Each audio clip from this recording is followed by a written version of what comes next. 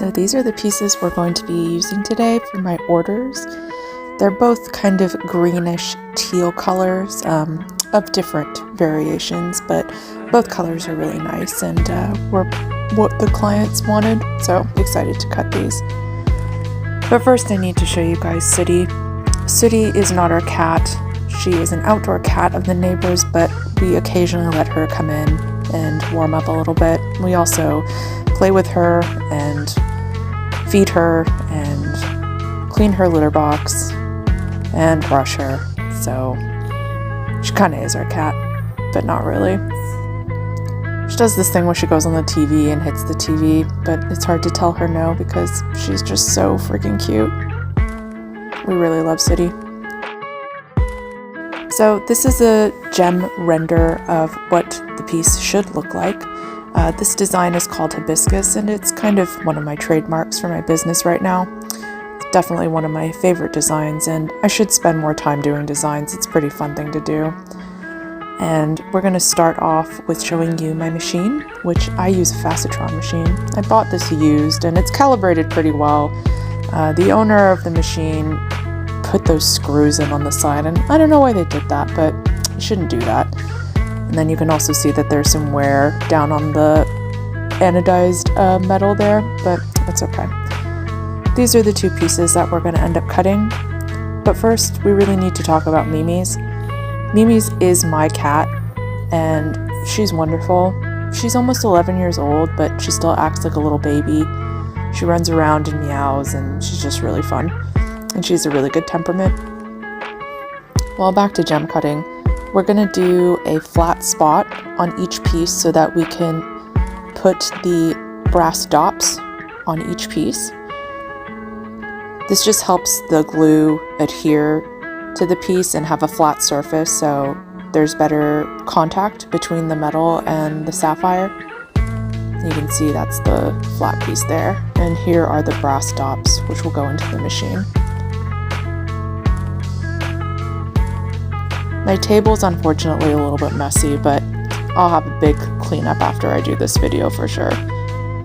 Looks like we're going to start doing our first facet here. We're going to start with the slightly darker green color.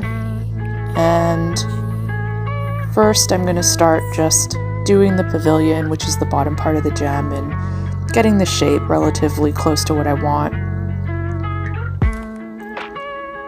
And then eventually we're going to start doing the girdle, which is the flat side of the gem where you do your settings. We put it to 90 degrees and then we just rotate the machine to the specifications that we want. And we're looking for about an 8mm gem, and when I measure this, looks like we got it to about 8.1, and I'm going to polish the sides too, so we're pretty close to 8mm here. So this is my loop with my LED attached to it. Helps me kind of see what's going on, and we realized it was actually pretty nice looking in the camera, so I'm just showing you guys kind of the progression of the pavilion. So you can see that we have the overall shape, and now we're kind of getting into the nitty-gritty of each facet, and we're lining everything up so that it looks good. And then we're going to start polishing. This is pre-polish. This is 3K grit pre-polish. It's like one of my favorite parts of cutting a gem because you get the frosted and then you get the really polished part of the sapphire, and it just makes me so happy. I also use my pre-polish as a means of moving facets around a little bit, so if there are any large spaces, I can kind of move things around. So here we're going to start using 50K grit for the final polish, and everything looks very nice from my end. All the facets are nice and aligned, and then we can put it in the transfer so that we can start the crown. While that's drying, let's have a look at Orangey. Orangey is our new cat. He doesn't have an owner, but he's our cat now, and he's super friendly and really happy, I think, that he's not outside anymore. Also, Sooty was hiding in this little cubby, and it really scared the crap out of me when I just saw her eyes. Because gem cutting requires a lot of sitting, I try and do 10K steps a day, and I just have like a cheap treadmill in my house so that I can at least try and walk for 60 minutes a day if possible. So unfortunately, my stone fell out of the other side of the dop, which means I have to manually align it now.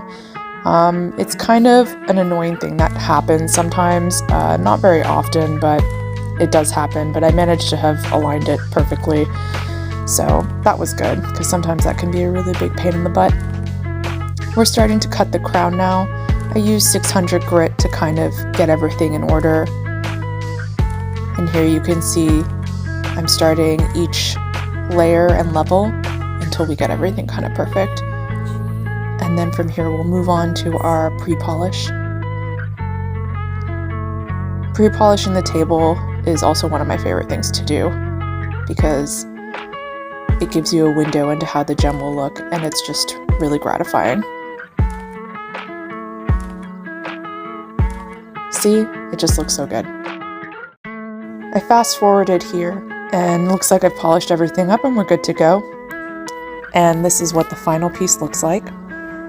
I hope you guys enjoyed this video. It was a little longer than I wanted it to be, but I'll kind of refine as I move along making these.